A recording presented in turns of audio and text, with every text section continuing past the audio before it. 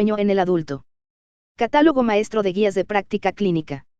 GPC IMSS 385-22. Actualización 2022. Introducción. Los trastornos del sueño se encuentran entre los problemas clínicos más comunes en la práctica médica y psiquiátrica. Desafortunadamente, no se les da la importancia en la práctica clínica, tienen un bajo nivel de detección y una alta variabilidad en el tratamiento. El sueño inadecuado o no reparador puede deteriorar la calidad de vida de la persona y su familia, además de predisponer a enfermedades cardiovasculares, metabólicas y neuropsiquiátricas. El sueño es una parte integral de la vida cotidiana, una necesidad biológica y un periodo fisiológico de reposo que permite al cuerpo y a la mente descansar y restablecer las funciones físicas y psicológicas esenciales para un pleno rendimiento. En este proceso el ser humano emplea un tercio de su existencia y es, además, una de las actividades que más repite a lo largo de esta, día a día, noche tras noche. Cuando se presenta algún trastorno del sueño, los efectos negativos en el organismo no tardan en aparecer. El descanso es esencial para el aprendizaje, la memoria, el mantenimiento de los circuitos neuronales y el metabolismo para el estado de la vigilia.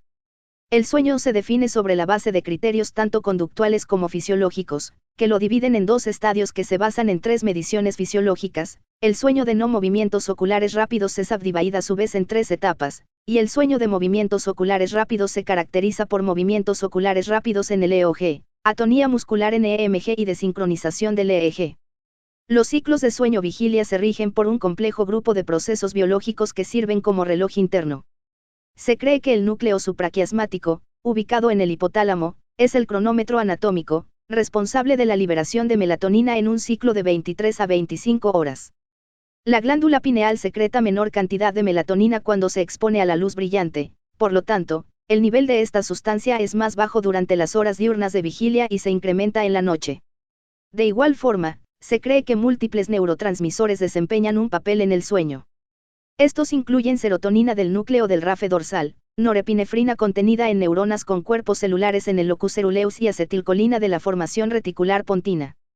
La dopamina, por otro lado, está asociada con la vigilia. Las anomalías en el delicado equilibrio de todos estos sistemas de mensajeros químicos pueden alterar diversos parámetros fisiológicos, biológicos, conductuales y electroencefalográficos responsables del sueño MOR y del sueño MOR. Estas alteraciones en el patrón y la periodicidad de estos dos estadios del sueño se encuentran en las personas que experimentan diversos trastornos del sueño. Los trastornos del sueño pueden ser primarios o pueden ser el resultado de una variedad de condiciones psiquiátricas y médicas. Los trastornos primarios del sueño son el resultado de una alteración endógena en los mecanismos generadores o temporales de sueño-vigilia, a menudo complicados por la conducta y el comportamiento. Se pueden dividir en las siguientes dos amplias categorías. Parasomnias, son experiencias o comportamientos inusuales que ocurren durante el sueño, es una variedad amplia de trastornos. Ejemplo de estos son los terrores nocturnos y el sonambulismo que ocurren en la etapa no MOR, o las pesadillas y el trastorno conductual que ocurre durante el sueño MOR. Disomnias, se caracterizan por alteraciones en la cantidad, calidad o el inicio del sueño, incluyen insomnio primario e hipersomnia, narcolepsia, trastornos respiratorios del sueño y trastornos del sueño del ritmo circadiano. Se debe distinguir estos trastornos primarios del sueño de los trastornos secundarios del sueño. Con frecuencia, es difícil determinar si la ansiedad y la depresión causan problemas para dormir o si la ansiedad y la depresión son consecuencia de un problema primario de sueño. La clasificación internacional de los trastornos del sueño es el sistema de clasificación más utilizado para los trastornos del sueño, estandariza las definiciones, mejora el conocimiento de las condiciones, promueve un amplio diagnóstico diferencial y facilita un enfoque de diagnóstico sistemático. La tercera edición de la ICSD incluye 7 categorías principales de trastornos del sueño. 1. Insomnio. 2. Trastornos respiratorios relacionados con el sueño. 3. Trastornos centrales de hipersomnolencia. 4. Trastornos de ritmo circadiano de sueño-vigilia. 5. Parasomnias. 6. Trastornos de movimiento relacionados con el sueño. 7. Otros trastornos del sueño. Esta clasificación incluye 60 diagnósticos específicos dentro de las 7 categorías principales, así como un apéndice para la clasificación de los trastornos del sueño asociados con trastornos médicos y neurológicos.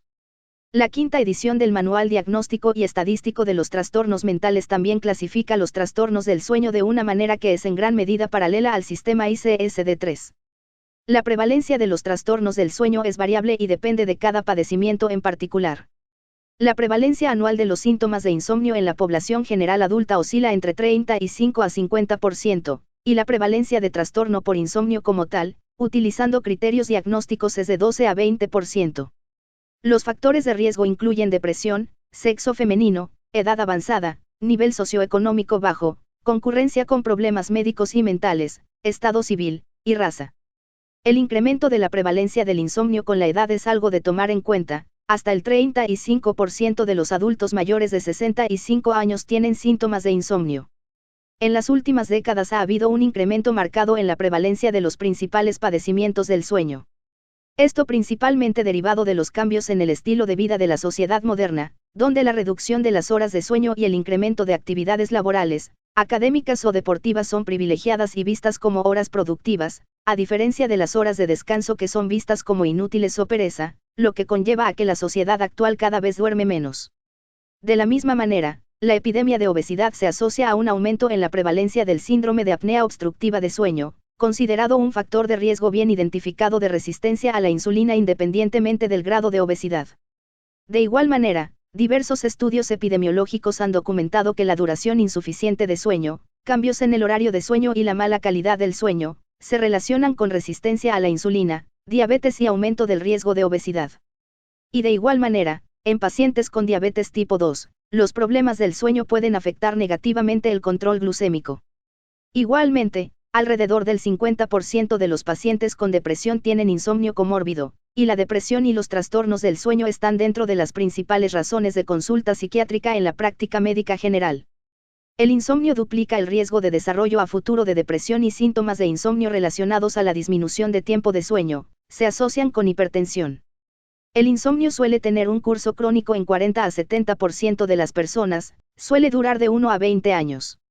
Sus consecuencias incluyen la reducción de la productividad, ausentismo laboral, incremento de los costos de atención médica y además es un factor de riesgo para desarrollar trastornos mentales como depresión y alcoholismo. También se relaciona con incremento en riesgo cardiovascular, se relacionada con síndrome metabólico, hipertensión, y cardiopatía isquémica.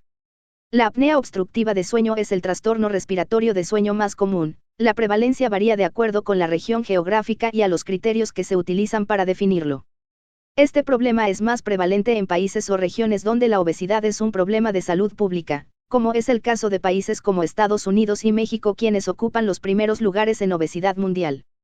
En estos países se estima que la prevalencia en población adulta de AOS es de 20 a 30% en hombres y 10 a 15% en mujeres. Incluso, este problema se incrementará debido a la creciente epidemia de obesidad, siendo este el factor de riesgo más importante en la presentación de la AOS.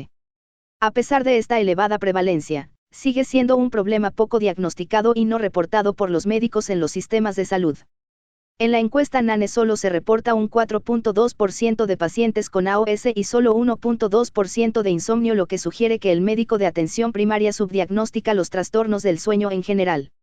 La somnolencia diurna se define como excesiva cuando causa una queja subjetiva o interfiere con la función diaria. La ICSD-3 define la somnolencia excesiva diurna como la incapacidad de mantener la vigilia y el estado de alerta durante los episodios de vigilia más importantes del día, y el sueño se produce de forma no intencionada o en momentos inapropiados casi a diario durante al menos 3 meses.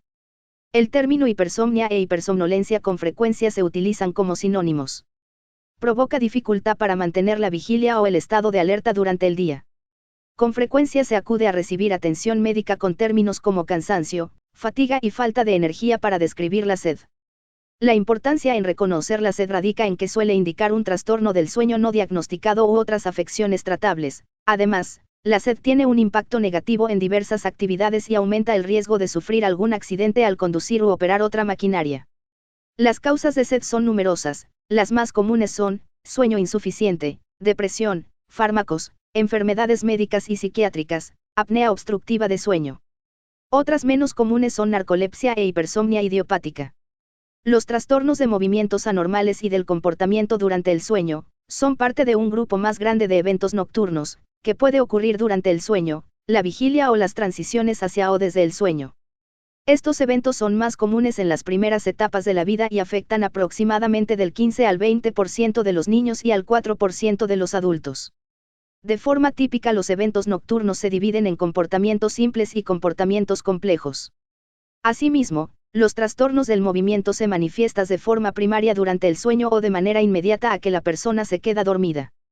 La ICSD-3 detalla 6 entidades que afectan a los adultos: síndrome de piernas inquietas, trastorno periódico del movimiento de las extremidades, calambres de las piernas relacionados al sueño, bruxismo relacionado al sueño, trastornos rítmicos del movimiento relacionados al sueño, mioclonofisiológicos y mioclonos propioespinal, siendo el trastorno del movimiento periódico de las extremidades y el síndrome de piernas inquietas las entidades principales.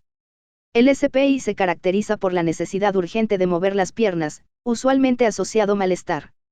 La prevalencia del SPI varía de acuerdo con la región, raza, género y edad. En estudios que incluyen países de Europa y Norteamérica, se estima que el SPI, de cualquier gravedad, ocurre en el 5 al 15% de los adultos.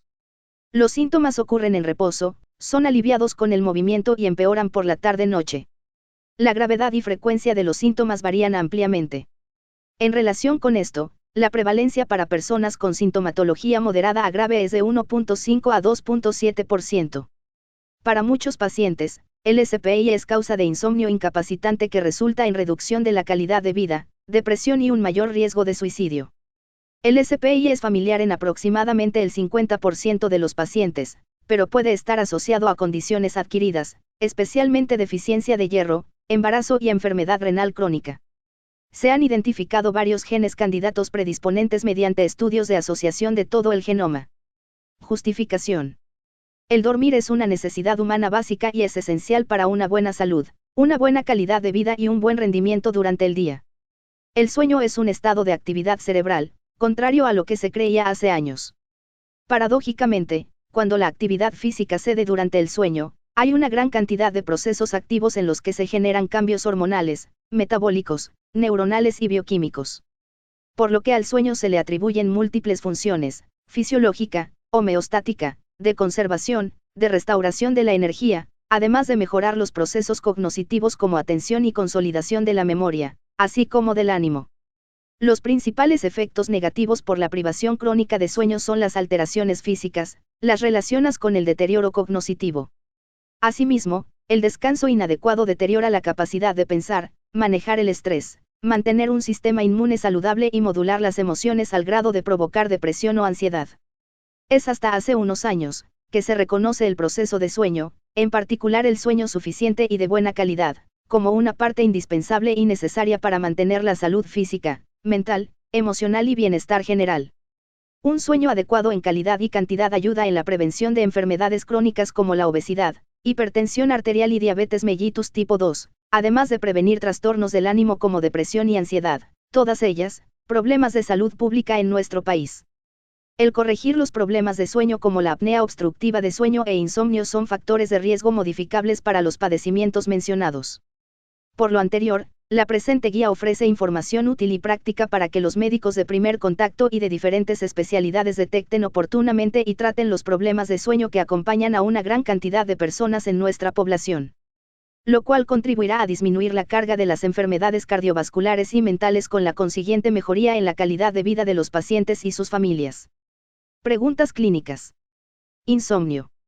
1. En las personas con dificultad para dormir, ¿cuál es el mejor abordaje para realizar el diagnóstico de insomnio, los criterios diagnósticos y diferenciales, así como la clasificación del insomnio?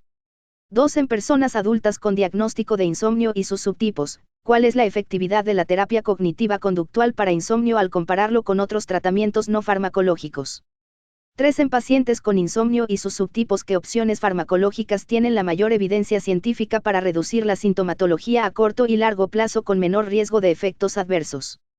4. En pacientes con insomnio crónico, ¿cuál es la relación que tiene con depresión y diagonal o ansiedad y la efectividad del tratamiento combinado con hipnóticos y antidepresivos o con monoterapia?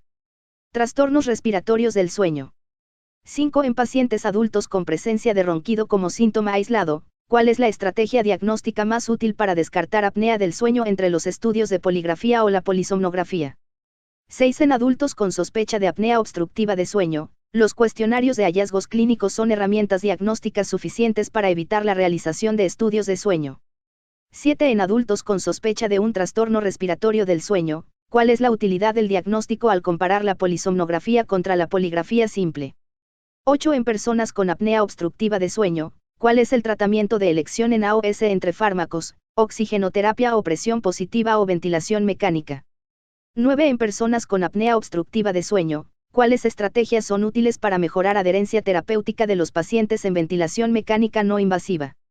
Somnolencia diurna excesiva y narcolepsia. 10. En pacientes adultos con somnolencia diurna, ¿cuáles son los criterios para diagnosticar hipersomnia idiopática con mayor precisión? 11. En pacientes adultos con hipersomnia idiopática, ¿cuál es el tratamiento farmacológico que mejora la somnolencia excesiva? 12. En pacientes adultos con sospecha de narcolepsia, ¿cuál es sensibilidad y especificidad de los criterios clínicos en comparación con el estudio de latencias de siestas múltiples? 13. En pacientes con narcolepsia, ¿cuáles son las medidas no farmacológicas más eficaces para mejorar los síntomas? 14. En pacientes adultos con narcolepsia, ¿qué opciones de tratamiento farmacológico mejoran la somnolencia excesiva diurna y la cataplexia? Trastornos del movimiento durante el sueño. 15. En los pacientes con síndrome de piernas inquietas, ¿cuál estrategia diagnóstica tiene mayor evidencia entre criterios clínicos o polisomnografía? 16. En personas con síndrome de piernas inquietas secundario, ¿cuáles son las causas más frecuentes que lo provocan, entre condiciones médicas o medicamentos? 17. En personas con diagnóstico de síndrome de piernas inquietas, ¿cuándo se debe de iniciar el tratamiento farmacológico y cuándo se utilizaría el no farmacológico? Trastornos del ritmo circadiano. 18. En pacientes con dificultad para dormir o despertarse, ¿cuáles son los criterios diagnósticos que se deben cumplir para el diagnóstico de los diferentes trastornos de ritmo circadiano? 19. En los pacientes con TRC, ¿cuál es el mejor tratamiento farmacológico o no farmacológico que ha mostrado mejor efectividad y menos efectos adversos? Evidencias y recomendaciones. Insomnio 1. En las personas con dificultad para dormir, ¿cuál es el mejor abordaje para realizar el diagnóstico de insomnio, los criterios diagnósticos y diferenciales, así como la clasificación del insomnio? El insomnio se define como una dificultad persistente para el inicio del sueño, su duración, consolidación o calidad que ocurre a pesar de la existencia de adecuadas circunstancias y oportunidad para el mismo. Requiere de acompañarse de un nivel significativo de malestar o deterioro de las áreas social, laboral, educativa, académica, conductual o en otras áreas importantes del funcionamiento humano. En México, la Encuesta Nacional de Salud y Nutrición 2016, con una muestra de 2.960 sujetos, arrojó que la queja de insomnio afectaba a 18.8% de la población general, predominando en mujeres y en localidades urbanas.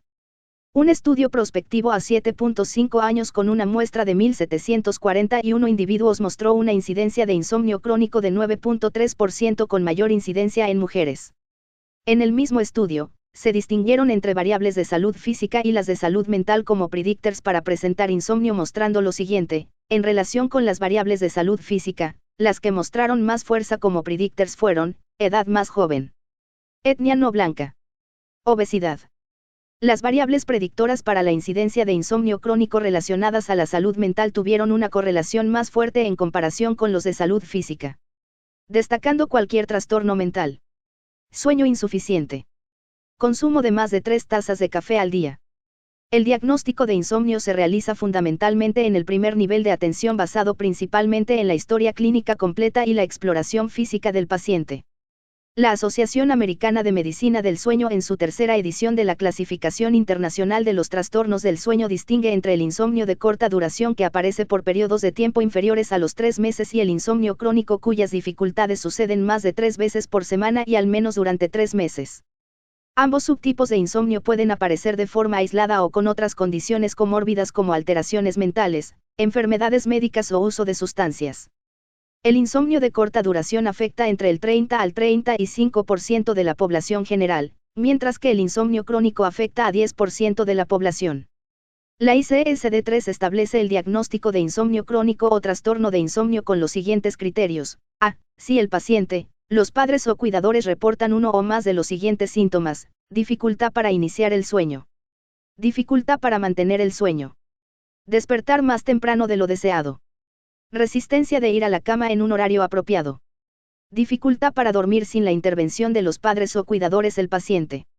B. El paciente, los padres o cuidadores reportan uno o más de los siguientes síntomas relacionados con la dificultad para dormir: fatiga / malestar, dificultad en la atención / concentración, deterioro en el desempeño académico, social, familiar u ocupacional, Irritabilidad / problemas del estado de ánimo. Somnolencia. Alteraciones conductuales. Disminución de la energía o motivación. Propensión a los errores y accidentes. Preocupación o insatisfacción acerca del dormir. C. Esta sintomatología no puede ser explicada por oportunidades o circunstancias adecuadas para dormir ocurre 3 veces por semana. E. Se presenta por lo menos 3 meses. F. No es explicado por otro trastorno del dormir. El diagnóstico de insomnio se realiza con base en la historia clínica que incluya una historia del sueño completa y exhaustiva con el fin de definir el problema concreto que presenta el paciente y que recoja antecedentes familiares, antecedentes personales, entorno sociofamiliar y laboral y patrones de estilos de vida. La exploración física debe ser detallada con el fin de detectar signos de enfermedades que pueden ser consideradas de sospecha tras la anamnesis y que pueden interferir con el sueño. Se debe registrar la frecuencia cardíaca y respiratoria, índice de masa corporal, exploración de orofaringe, cardiopulmonar, neurológica, etc. La evaluación y el diagnóstico de insomnio se basan en una historia clínica del problema del sueño y comorbilidades. El modelo de las 3P propone evaluar los factores predisponentes, precipitantes y perpetuantes que afectan la historia natural del insomnio, resultando en una herramienta útil de evaluación. Factores predisponentes incrementan el riesgo de desarrollar insomnio como la historia familiar y propensión al estrés. Factores precipitantes son estresores médicos, psicosociales o ambientales que inician el insomnio. Factores perpetuantes son conductas que causan un círculo vicioso del insomnio, permanecer tiempo excesivo en la cama para poder dormir o preocuparse en cuanto al sueño. Se recomienda utilizar el modelo de las 3P al momento de evaluar al paciente y diseñar las estrategias terapéuticas. En un estudio observacional incluyó 451 personas y buscó establecer la prevalencia y el impacto del insomnio en las actividades de la vida diaria en personas mayores de 50 años. Se relacionó con mayores consecuencias que en jóvenes. Estas fueron: mayor uso de sustancias sedantes, deterioro en la atención, historia de caídas en el último año, depresión, somnolencia excesiva diurna. En personas mayores de 50 años, se recomienda realizar una detección temprana del insomnio ya que puede prevenir algunos resultados negativos. Además, se debe evaluar la adicción de sustancias sedantes, el riesgo de caídas y la somnolencia diurna. Se puede obtener información complementaria mediante el uso de diarios de sueño, los cuales son útiles para identificar los patrones de sueño del paciente y las condiciones que afectan el sueño. Se sugiere usar escalas para complementar la valoración del problema del paciente, una vez que se ha hecho la entrevista clínica y la exploración física. Ayudan a reforzar el juicio diagnóstico y comprobar el efecto de las intervenciones en el trastorno. No sirven para realizar tamizaje poblacional, ni es recomendable su utilización de forma rutinaria con fines clínicos ni sustituye a la entrevista clínica. El insomnio crónico tiende a fluctuar con recaídas y periodos de estabilidad a lo largo de la vida. La presencia de síntomas de insomnio residual es común, especialmente entre individuos con remisión natural. En un estudio observacional que incluyó 434 participantes y que evaluó las características de los síntomas residuales y la posible asociación a futura recaída durante 4 años, demostró que las alteraciones cognitivas, mala calidad del sueño, estado de ánimo alterado, ser mujer, dificultad para mantener el sueño y la fatiga se asociaron significativamente con la recaída de insomnio. El insomnio suele ser crónico y recidivante. El 74.2% de las personas que lo padecen, la sintomatología persiste a un año, y el 45.9% mantienen los síntomas por lo menos durante 3 años. Se recomienda investigar de manera intencionada síntomas residuales al inicio y durante el tratamiento del insomnio para minimizar futuras recaídas. Los trastornos psiquiátricos comórbidos, específicamente trastornos del estado de ánimo y de ansiedad, también se asocian con un incremento en el riesgo para presentar insomnio. El insomnio figura como un síntoma del episodio depresivo en quienes la padecen hasta en un 90%. Asimismo, las personas que presentan insomnio tienen una alta prevalencia de depresión. El trastorno de ansiedad generalizada, caracterizado por ansiedad y preocupaciones de manera excesiva, es el diagnóstico psiquiátrico con mayor prevalencia en las personas que tienen insomnio. Ante la presencia de insomnio, se deben descartar episodio depresivo y trastorno de ansiedad generalizada de manera sistemática. Se debe diferenciar el insomnio de la privación de sueño o síndrome de sueño insuficiente, el cual tiene diferentes causas y consecuencias. 2. En personas adultas con diagnóstico de insomnio y sus subtipos, ¿cuál es la efectividad de la terapia cognitiva conductual para insomnio al compararlo con otros tratamientos no farmacológicos? En términos generales, el insomnio puede ser un trastorno aislado o, con mayor frecuencia, asociado a trastornos físicos o mentales, consumo de sustancias de abuso, medicamentos o incluso debido a otros trastornos de sueño. La finalidad del tratamiento será mejorar la calidad y cantidad de sueño, reducir su latencia y los despertares nocturnos, además de incrementar el tiempo total de sueño y aumentar el funcionamiento diurno. El tratamiento del insomnio debe ser integral y etiológico, por ello debe ir precedido de una correcta anamnesis que permita evaluar los factores predisponentes, precipitantes y perpetuantes y dirigir las acciones a prevenir, mejorar y corregir. Los principios del tratamiento para el insomnio incluyen: tratamiento de condiciones médicas y psiquiátricas comórbidas, modificar medicamentos y sustancias que interfieren con el sueño y optimizar el entorno. Las intervenciones terapéuticas se clasifican en no farmacológicas y farmacológicas. Estas últimas, usualmente basadas en varios grupos de fármacos, tales como hipnóticos, antidepresivos, antipsicóticos, antihistamínicos y anticonvulsivos. Las intervenciones no farmacológicas incluyen diferentes estrategias de psicoterapia, psicoeducación, terapia con luz, actividad física, medicina complementaria y alternativa. En este rubro se incluye a la herbolaria como el uso de valeriana y otras fitoterapias. Se debe señalar que las estrategias psicoterapéuticas en general, no son intervenciones efectivas para el tratamiento del insomnio. Sin embargo, la evidencia sugiere que solo la terapia cognitivo-conductual dirigida al insomnio ha demostrado su efectividad.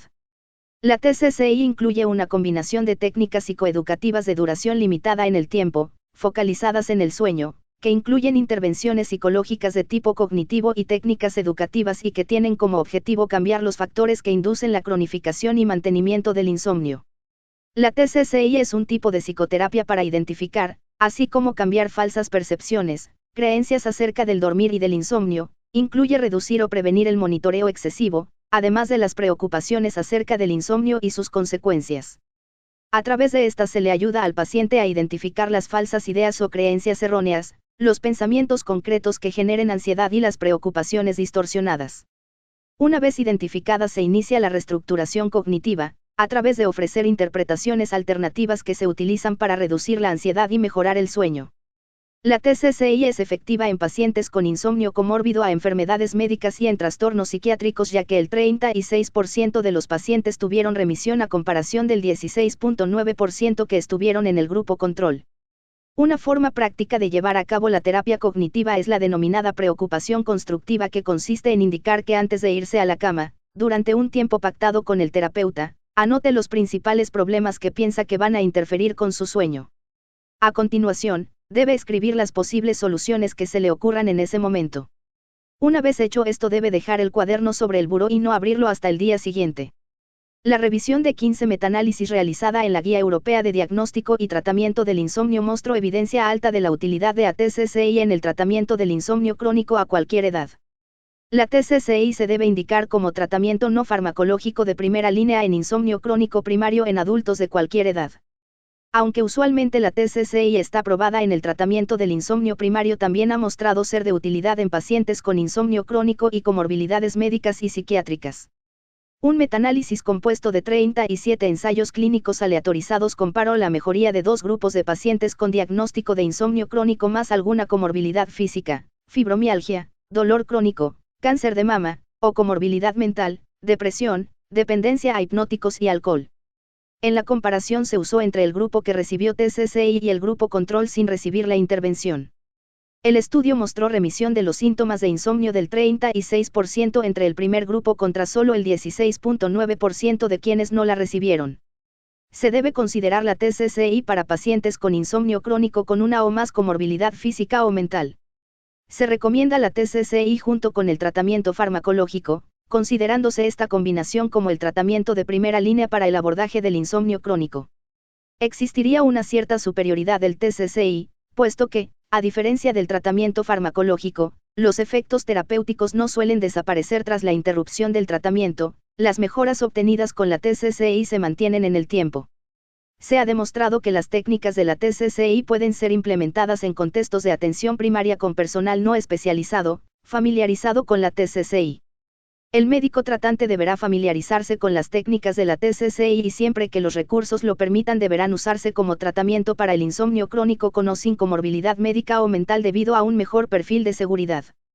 La Guía Europea para el Diagnóstico y Tratamiento del Insomnio reconoce que los componentes de la TCCI son psicoeducación y medidas de higiene del sueño. Ejercicios de relajación. Técnica de control de estímulos. Técnica restricción de tiempo en cama. Terapia cognitiva.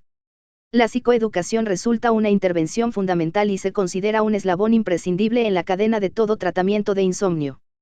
La psicoeducación se fundamenta en información básica acerca del sueño normal y en los cambios del sueño con la edad y las medidas de higiene de sueño. Se otorgará a los pacientes información certera y comprensible acerca del sueño normal, los cambios fisiológicos de acuerdo con la edad y las conductas asociadas a precipitar y perpetuar el insomnio y aquellas medidas de higiene del sueño que favorecen el adecuado dormir. Se recomienda imprimir cuadro de medidas de higiene del sueño a fin de tener las indicaciones por escrito que puedan otorgarse al paciente. La educación por sí sola es un tratamiento insuficiente que no ha mostrado su eficacia. El tratamiento no farmacológico para el insomnio no se deberá limitar a la psicoeducación y las medidas de higiene del sueño, se deben emplear estrategias útiles para la relación. Existen diferentes estrategias basadas en técnicas de relajación que consisten en ejercicios para reducir la tensión somática como lo son, técnicas de relajación muscular progresiva, entrenamiento autogénico. Meditación, que ayudan a limitar los pensamientos intrusivos al acostarse. Los ejercicios de conciencia plena para el manejo del estrés conocido como mindfulness. Las técnicas de relajación han demostrado su eficacia sobre todo para reducir el hiperarousal fisiológico que tienen los pacientes con insomnio y se ha visto que son especialmente efectivas para mejorar el inicio del sueño. Hay poca evidencia que demuestre la superioridad de una técnica sobre otra y, por ende, para recomendar una determinada técnica. En relación con el mindfulness, en un metaanálisis de 16 ensayos clínicos con 575 participantes, hubo un moderado incremento en el tiempo total de sueño en 14 estudios medidos al utilizar tiempo total de sueño por medio de diarios de sueño. Además hubo una mejoría significativa en la eficiencia de sueño en 11 estudios que evaluaron esta variable. Los despertares después del inicio del sueño disminuyeron en 10 estudios. En mediciones objetivas no se encontraron diferencias significativas en tratamiento previo versus tratamiento posterior. En un metaanálisis que incluyó 6 ensayos clínicos controlados aleatorizados de mindfulness y en el que se incluyeron un total de 330 pacientes, la calidad de sueño y el tiempo total de vigilia tuvo un efecto significativo en favor del mindfulness. Se recomienda indicar técnicas de conciencia plena para mejorar la calidad del sueño y el tiempo total de vigilia. Se recomienda imprimir cuadro de ejercicios de conciencia plena para manejo del estrés a fin de tener las indicaciones por escrito que puedan otorgarse al paciente. La terapia de control de estímulos se basa en la premisa de que el insomnio es el resultado de la asociación, por medio de un proceso de condicionamiento, de la cama y el dormitorio con actividades incompatibles con dormir, como preocuparse, hacer planes, ver la televisión, etc.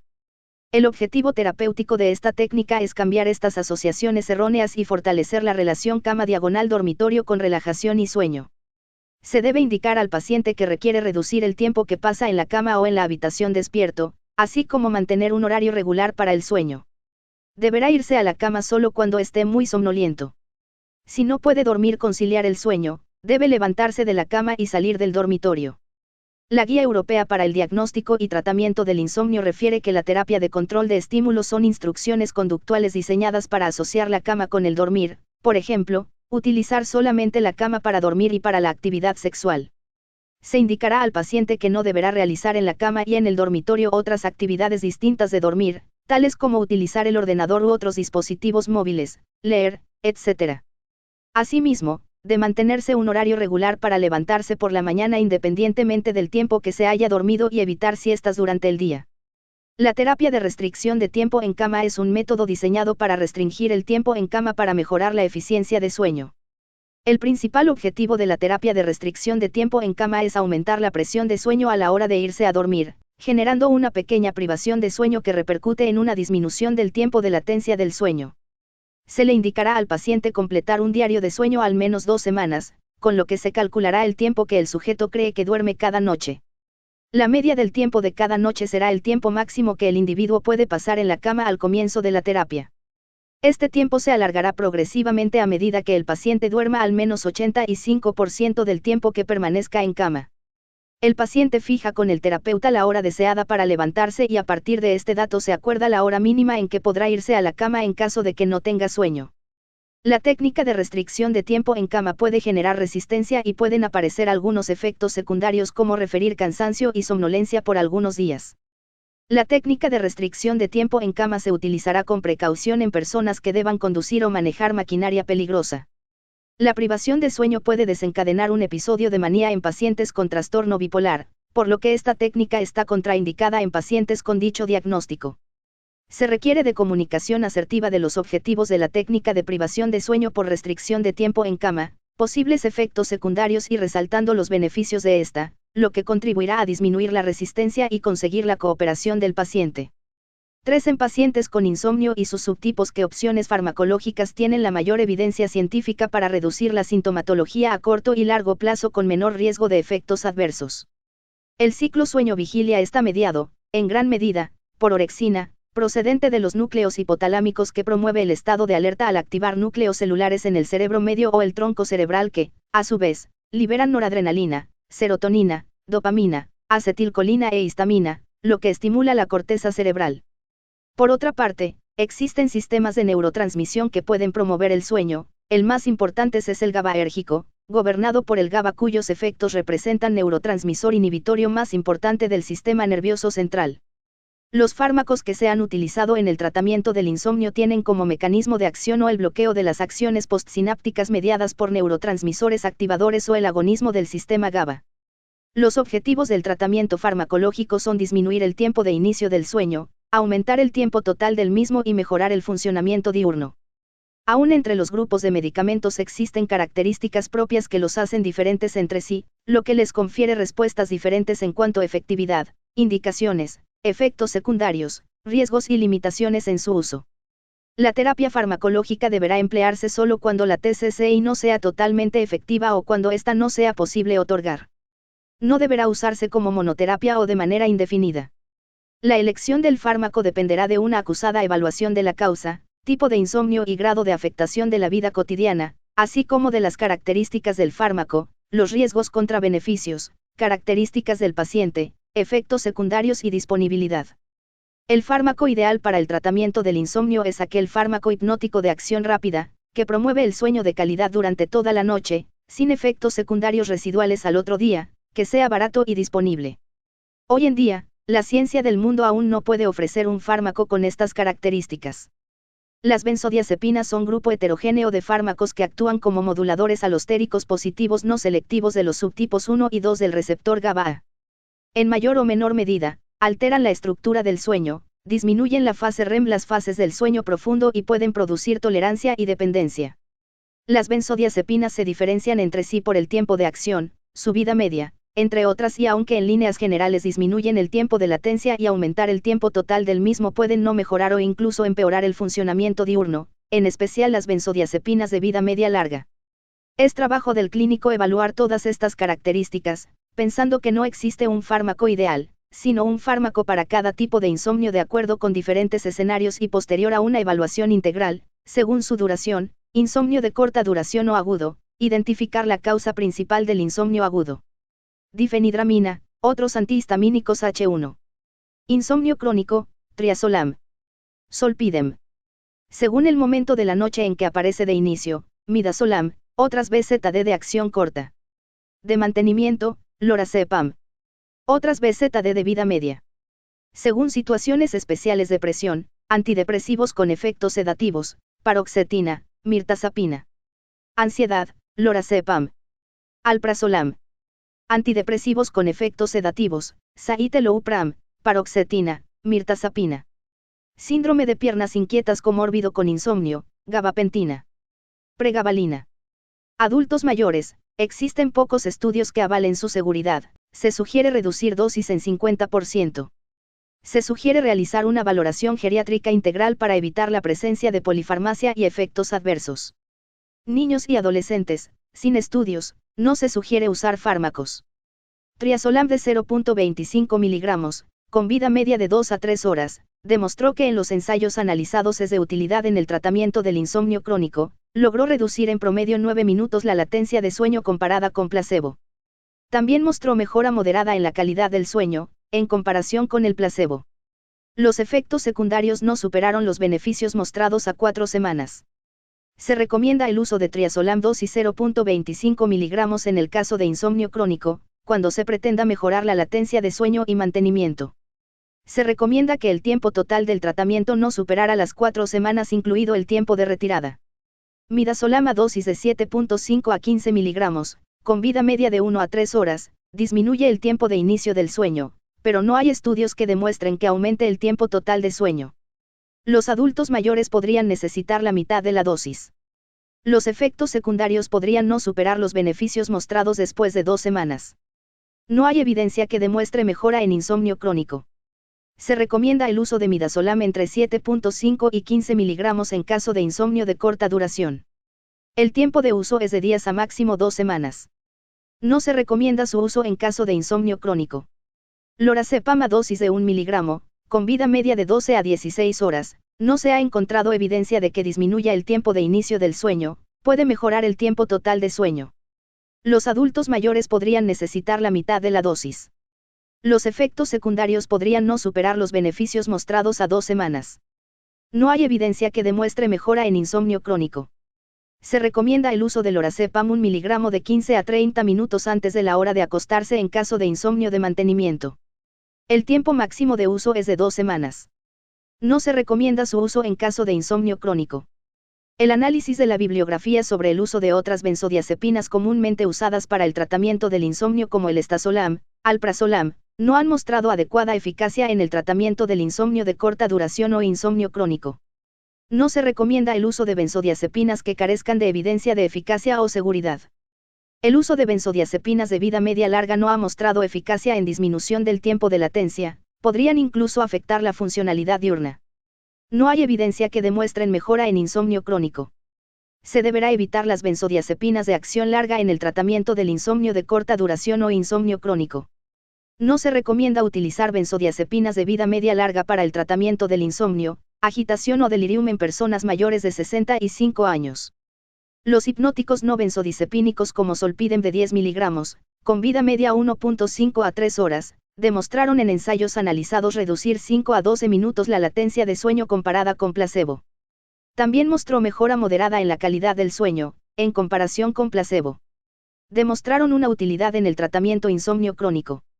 Los efectos secundarios no superaron los beneficios mostrados a 4 semanas. En caso de contar con el recurso, se puede utilizar Zolpidem 10 mg para el tratamiento de insomnio crónico. Su uso no deberá superar las 4 semanas. Los antihistamínicos H1 son fármacos que presentan bloqueo del sistema histaminérgico, lo que podría favorecer el sueño. No ha mostrado eficacia en disminuir la latencia de sueño. Su eficacia es modesta en mantener el sueño. Crean rápidamente tolerancia. La mayoría de los estudios se centran en la difenidramina. Difenidramina a dosis de 25 a 50 mg, en los ensayos analizados demostró reducir en promedio 8 minutos la latencia de sueño comparada con placebo, con mejoría en la media en relación con la duración total del sueño. En cuanto a la calidad del sueño se reporta sin mejora. Los estudios no mostraron una utilidad en el tratamiento del insomnio crónico. Los efectos secundarios no superaron los beneficios mostrados a 1 semana. Se recomienda el uso de difenidramina 50 mg en caso de insomnio de corta duración, 20 a 30 minutos antes de la hora de acostarse. El tiempo máximo de uso es de 7 días. No se recomienda su uso en caso de insomnio crónico. Los antagonistas de receptores de serotonina 5-HT2 son medicamentos que solo son eficaces aumentando la fase del sueño de ondas lentas. Se ha analizado su uso como tratamiento del insomnio. La mayoría de los estudios se centran en antidepresivos tricíclicos, agonistas de la melatonina, inhibidores selectivos de la recaptura de serotonina y otros como la. Los datos obtenidos no muestran eficacia en el tratamiento del insomnio de corta duración o insomnio crónico. El uso de antidepresivos con efectos sedativos puede ser de ayuda en personas en quienes el insomnio es un síntoma secundario del trastorno de ansiedad o del episodio depresivo. Las dosis y el tiempo de uso estarán supeditadas a las indicaciones del trastorno de base. Los antagonistas conjuntos de receptores histaminérgicos, serotoninérgicos y adrenérgicos son fármacos que antagonizan conjuntamente los sistemas H1, 5-HT2 y alfa, que pueden presentar una mayor eficiencia hipnótica. Los estudios se han centrado en la trazodona y antipsicóticos atípicos, especialmente la quetiapina. La Guía Europea de Tratamiento de los Trastornos del Sueño ha analizado la información existente sobre eficacia y seguridad de trazodona antipsicóticos atípicos sin que se pueda sostener la eficacia en el tratamiento del insomnio o su seguridad a corto o largo plazo. Debido a la falta de evidencia de su utilidad y las dudas que plantea la seguridad, no se recomienda el uso de trazodona o antipsicóticos atípicos en el tratamiento del insomnio. Con respecto a la melatonina, se ha encontrado que existen pocos estudios, con participantes insuficientes. En estos estudios no se ha mostrado mejoría en la latencia, ni el tiempo total de sueño, ni la calidad de sueño. No se recomienda el uso de melatonina en el tratamiento del insomnio, su utilidad es para los trastornos de ritmo circadiano de sueño. De forma ordinaria se utilizan y recomiendan una serie de estrategias provenientes de la medicina complementaria y alternativa. Esta guía analizó las más comunes incluyendo uso de valeriana y otras fitoterapias, terapia de luz y ejercicio, medicina complementaria y alternativa. Para cada una de estas estrategias se encontraron estudios que no han podido demostrar efectividad en el tratamiento del insomnio de corta duración o insomnio crónico. No se recomienda el uso de medicina complementaria o medicina alternativa para el tratamiento del insomnio. 4. En pacientes con insomnio crónico, ¿cuál es la relación que tiene con depresión y diagonal o ansiedad y la utilidad del tratamiento combinado con hipnóticos y antidepresivos o con monoterapia? El insomnio es un comórbido frecuente con depresión. Existe evidencia que demuestra una relación bidireccional entre estos trastornos. Los resultados de una revisión sistemática de metaanálisis sugieren que el insomnio es un predictor significativo de la aparición de depresión, ansiedad, abuso de alcohol. Como parte de la evaluación y tratamiento del insomnio se deben evaluar otros trastornos mentales y en su caso diagnosticar, tratar o referenciar. Aunque el uso de antidepresivos para el insomnio está muy extendido, ninguno está autorizado para tal efecto y la evidencia de su eficacia no está clara. Una revisión sistemática de Cochrane evaluó la eficacia de los antidepresivos sobre el insomnio en personas que cursaban con trastornos depresivos. Se encontraron 2 estudios de paroxetina, como tratamiento antidepresivo, que mostraron mejoras significativas en las medidas subjetivas del sueño a las 6 y a las 12 semanas. Una revisión de 4 estudios en donde se utilizaron antidepresivos mostró una mejoría moderada en la calidad subjetiva del sueño sobre el placebo-0,39, intervalo de confianza del 95%, 0,56 a 0,21. También se encontró poco o ningún impacto sobre la latencia del sueño de moderada a grande en la depresión medida con la escala de calificación de depresión de Hamilton e inventario de depresión de Beck. Dado que el manejo del insomnio tiene un efecto positivo sobre el estado de ánimo, se deberá dar tratamiento específico para insomnio a aquellas personas que cursen con episodio depresivo. Existe una clara asociación entre insomnio y ansiedad, además de que apoyan una conceptualización de riesgo mutuo con una interacción compleja e interactiva entre ambos. De manera separada, cada uno se asocia con deterioro de la salud, mayor utilización de recursos sanitarios, limitación funcional durante el día y, en general, una peor calidad de vida. Cuando concurren estos efectos negativos se vuelven aditivos. En un estudio observacional donde se encuestaron a 14.915 sujetos de la población general de varios países con respecto al sueño, síntomas psiquiátricos actuales y antecedentes psiquiátricos, se demostró claramente una relación entre insomnio-ansiedad que difiere de la relación insomnio-depresión en términos de inicio y recaída en cada condición. Comparativamente, es mucho más probable que el insomnio preceda a la aparición de los trastornos depresivos que los trastornos de ansiedad. Por el contrario, es mucho más probable que el insomnio se manifieste al mismo tiempo o después de la aparición de los trastornos de ansiedad que los trastornos del ánimo. En muchos casos, la ansiedad representa un factor etiológico de la depresión y a su vez, la combinación de insomnio y ansiedad pueden conducir a la depresión.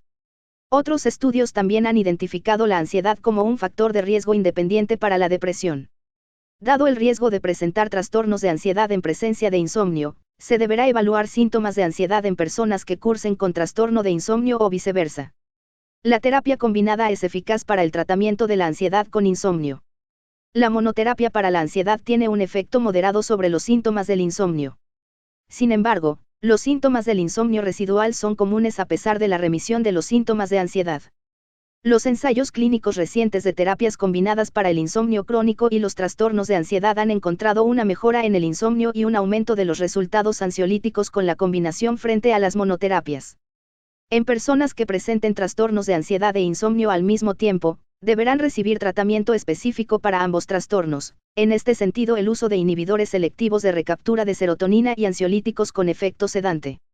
Trastornos respiratorios del sueño. 5. En pacientes adultos con presencia de ronquido como síntoma aislado, ¿cuál es la estrategia diagnóstica más útil para confirmar apnea del sueño entre los estudios de poligrafía o la polisomnografía?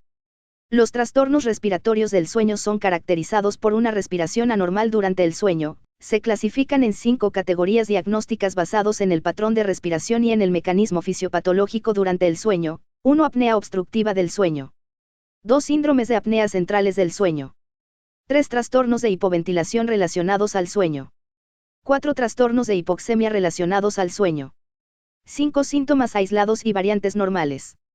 Los datos clínicos útiles en la práctica clínica que se recomienda evaluar en los pacientes con sospecha de AOS son: ronquido, somnolencia excesiva diurna, apneas presenciadas, sueño no reparador, cefalea matutina, disminución de la memoria de trabajo y la concentración, disminución de la libido, irritabilidad y diagonal o depresión, fatiga crónica, diaforesis nocturna, insomnio de mantenimiento diagonal, fragmentación del sueño, reflujo gastroesofágico, nicturia.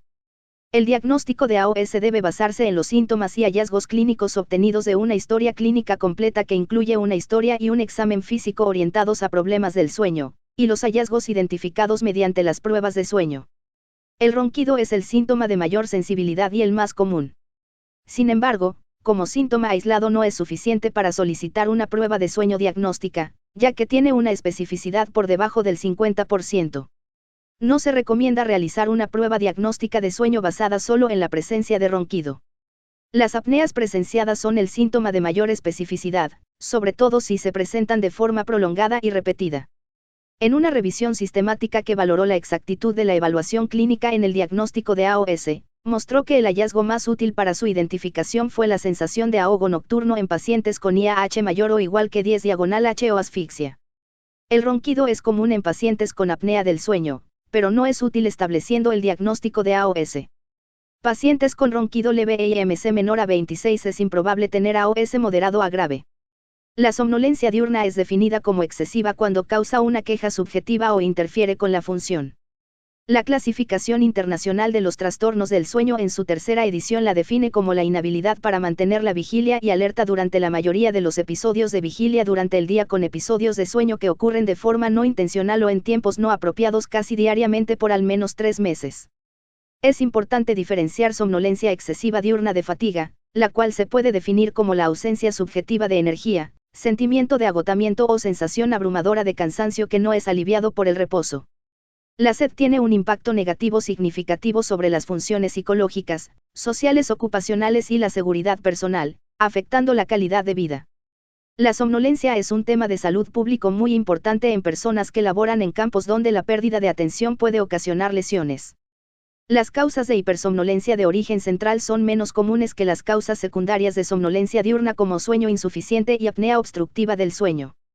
En ausencia de un biomarcador o una característica clínica altamente específica, hacen de la somnolencia un desafío aún para el especialista en sueño.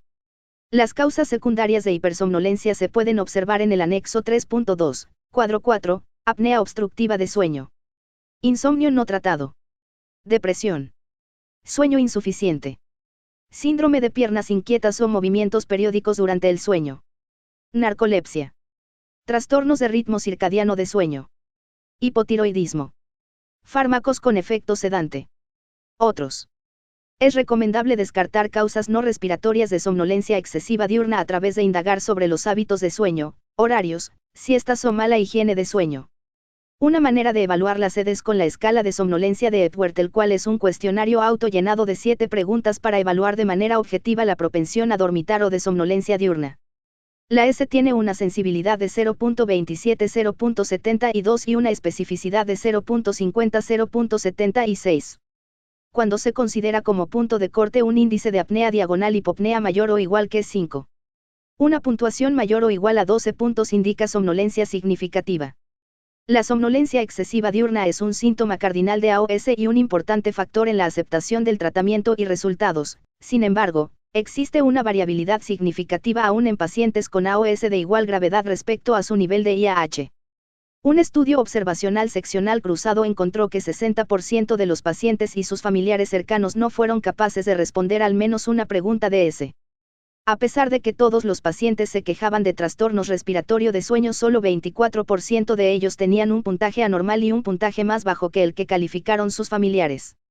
En un análisis multivariado, demostró que un incremento de la edad y un decremento de su estado cognitivo se relacionan a la diferencia observada. Hay que ser cuidadoso en la aplicación e interpretación de la S en el paciente geriátrico, ya que no está validado en este grupo de edad. La mayoría de los adultos mayores no responden adecuadamente a todos los ítems de la S. La S puede subestimar la gravedad de la somnolencia en personas mayores. Ningún parámetro clínico aislado o en combinación con otros ha demostrado tener suficiente valor para el diagnóstico de la OS. 6. En adultos con sospecha de apnea obstructiva de sueño, los cuestionarios de hallazgos clínicos son herramientas diagnósticas suficientes para evitar la realización de estudios de sueño. Dentro de la historia clínica y exploración física, los siguientes son considerados factores de alto riesgo para presentar AOS: obesidad, circunferencia de cuello, clasificación de Mallampati de 3 o 4, retrognatia, estrechamiento periamigdalino lateral, úvula alargada o elongada, paladar duro estrecho o de arco elevado, anormalidades nasales, insuficiencia cardíaca congestiva, fibrilación auricular, hipertensión refractaria a tratamiento, hipertensión pulmonar, arritmias nocturnas, diabetes mellitus tipo 2, enfermedad vascular cerebral, candidato a cirugía bariátrica. En base a signos y síntomas obtenidos de la evaluación e historia clínica, se han desarrollado una gran cantidad de cuestionarios y reglas de predicción clínica sin requerir cálculos complejos para identificar a pacientes con alto riesgo para AOS. Los instrumentos clínicos más útiles para predicción de AOS en adultos descritos en la literatura incluyen: 1. Sleep Apnea Clinical Score. 2. Cuestionario de Berlín. 3. Cuestionario STOP y STOP-BAN. Cabe mencionar la gran variabilidad como herramienta predictiva, el cual es relacionado a la población estudiada y el IAH empleado. La sensibilidad y especificidad de estos instrumentos están inversamente relacionados, así, una gran sensibilidad impacta en su especificidad. Una revisión sistemática evaluó los cuestionarios con hallazgos clínicos para el diagnóstico de AOS y mostró lo siguiente: Cuestionario de Berlín, para AOS grave tiene la mayor sensibilidad de 97.3%, valor predictivo negativo de 95.4%. Especificidad de 91.7% para AOS moderado. Valor predictivo positivo que varía de 11.5 a 91% con IAH mayor a 5 eventos diagonal hora. Cuestionario STOP-BAN, para AOS grave tiene la más alta sensibilidad y valor predictivo negativo. Especificidad de 74.7% para AOS moderado y VPP que varía de 12.2 a 93.7% con IAH mayor a 5 eventos diagonal hora. Cuestionario STOP, para AOS grave sensibilidad de 100% y especificidad del VPP varía de 12.8 a 92.5%. El cuestionario de Berlín está conformado de 7 preguntas divididas en 3 categorías para clasificar a los pacientes como bajo o alto riesgo. Al evaluar su utilidad en la identificación de AOS con corte de IAH de mayor o igual que 5, la sensibilidad fue 0.76, mientras que la especificidad fue 0.45. El cuestionario STOP-BAN es una herramienta de predicción que consiste en 4 preguntas y 4 atributos clínicos de respuesta dicotómica, clasificando así a los pacientes en riesgo alto o bajo para AOS. Los estudios revelan que el cuestionario STOP-BAN tiene una alta sensibilidad, pero una baja especificidad. Específicamente, cuando fue considerado un IAH mayor o igual que 5, la sensibilidad fue 0.93 pero la especificidad fue de 0.36. Se encontró a la hipertensión arterial y circunferencia de cuello como los principales predictors clínicos de severidad, basándose en características de pacientes con AOS para determinar la probabilidad de padecerlo.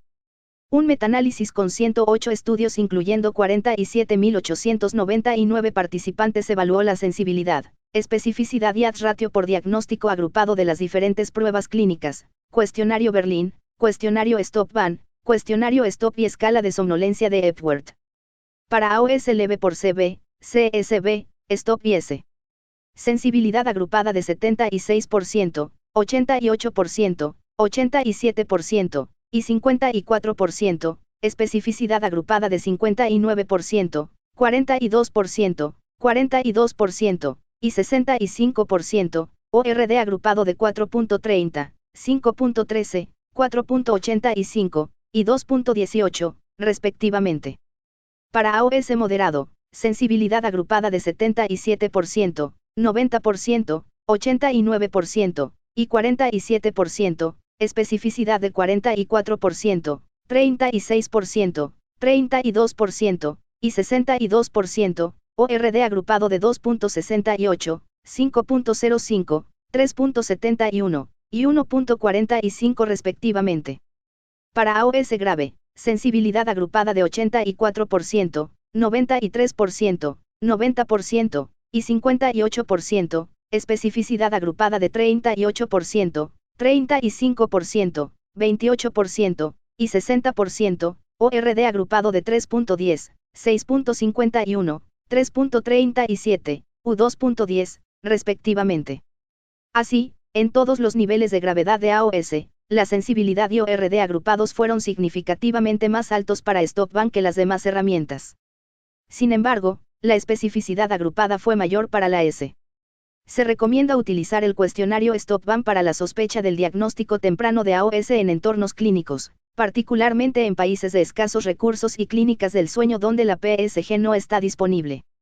De acuerdo con la Clasificación Internacional de los Trastornos del Sueño tercera edición, para establecer el diagnóstico de apnea obstructiva del sueño del adulto se requiere cumplir con los criterios OC. A presencia de uno o más de los siguientes: 1. El paciente se queja de somnolencia, sueño no reparador, fatiga o síntomas de insomnio. 2. El paciente despierta por cese de la respiración, sensación de ahogo o asfixia. 3. El compañero de cama u otro observador reporta ronquido de manera habitual y diagonal o cese de la respiración durante el sueño del paciente. 4. El paciente tiene diagnóstico de hipertensión arterial, trastorno del estado de ánimo, disfunción cognitiva, enfermedad arterial coronaria, enfermedad cerebrovascular, insuficiencia cardíaca congestiva, fibrilación auricular o diabetes mellitus tipo 2. B. La polisomnografía o poligrafía respiratoria con un monitor portátil demuestran 1, 5 o más eventos respiratorios predominantemente obstructivos por hora de sueño en una PSG o por hora de registro en una PR. Los hallazgos clínicos, cuestionarios y algoritmos son de predicción para diagnosticar AOS en adultos. Sin embargo, se requiere la realización de una prueba confirmatoria como la polisomnografía o poligrafía. Un índice de apnea e hipopnea del sueño mayor que 5 asociado a síntomas relacionados con la enfermedad y no explicados por otras causas confirma el diagnóstico de AOS. 7. En adultos con sospecha de un trastorno respiratorio del sueño, ¿cuál es la utilidad del diagnóstico al comparar la polisomnografía contra la poligrafía simple?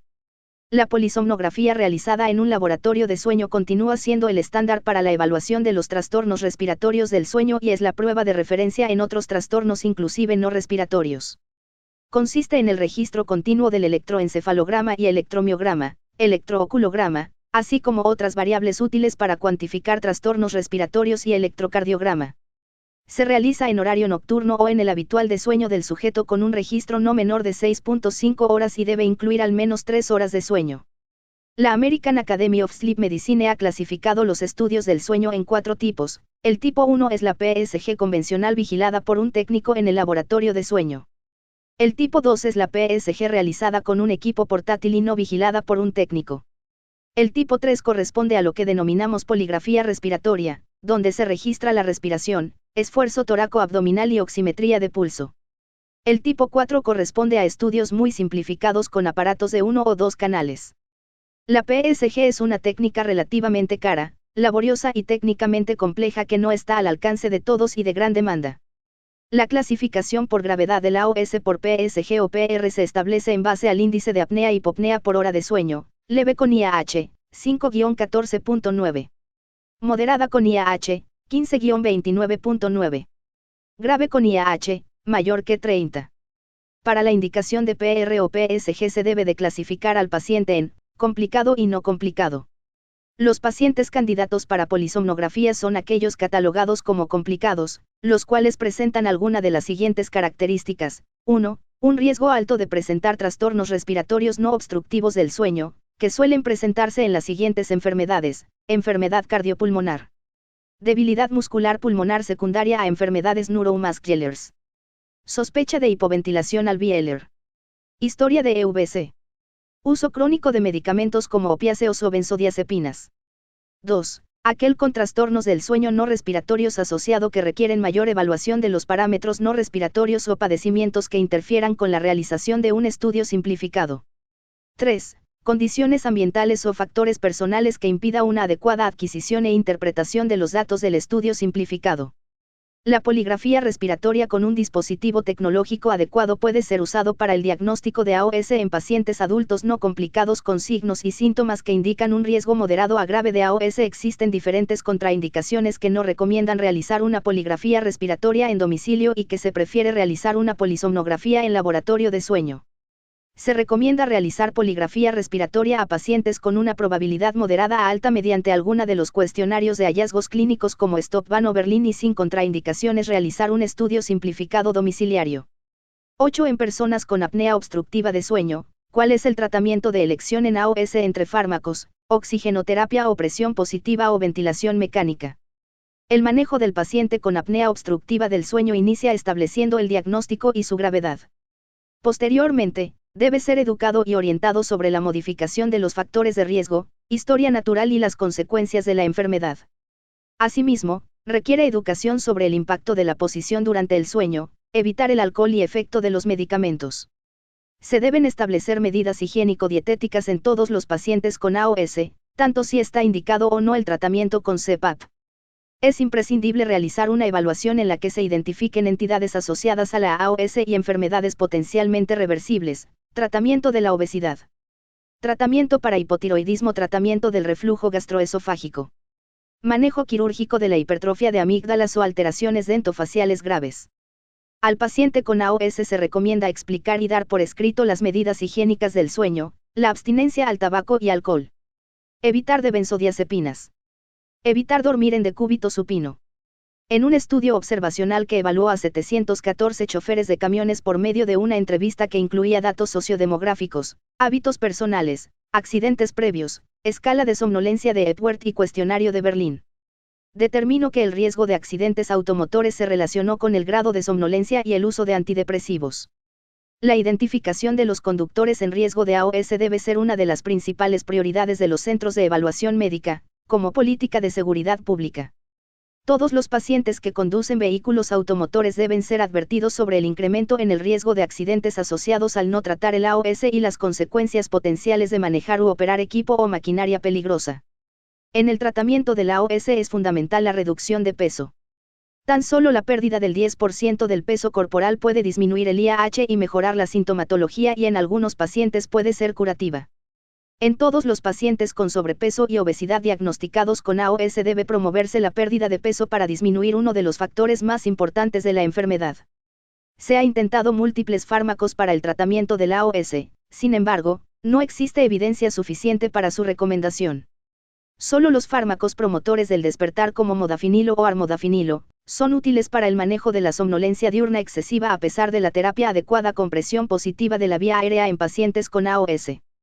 Algunos medicamentos pueden alterar la respiración a través de una variedad de mecanismos durante el sueño, entre ellos, la supresión química o neural del control de la respiración resultando en apneas, hipopneas, hipoxemia o hipoventilación.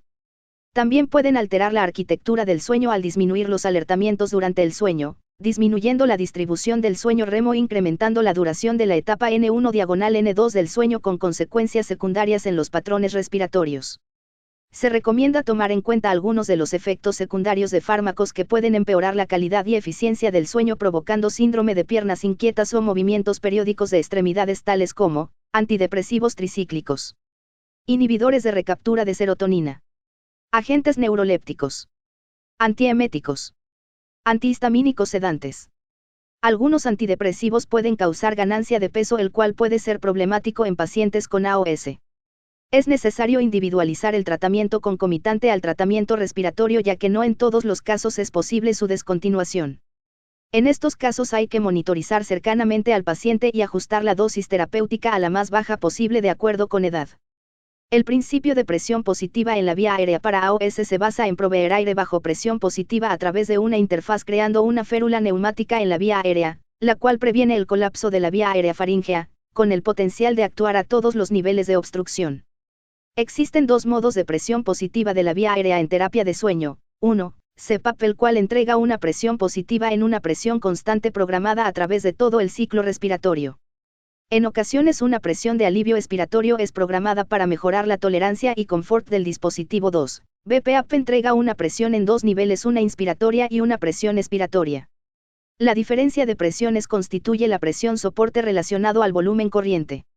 La gran mayoría de los estudios realizados en población adulta y geriátrica concluyen que la terapia de presión positiva de la vía aérea reduce los eventos respiratorios de apnea diagonal hipopnea del sueño, disminuye la somnolencia excesiva diurna, mejora las cifras de presión arterial sistólica y diastólica, mejora la calidad de vida, la depresión y la función cognitiva.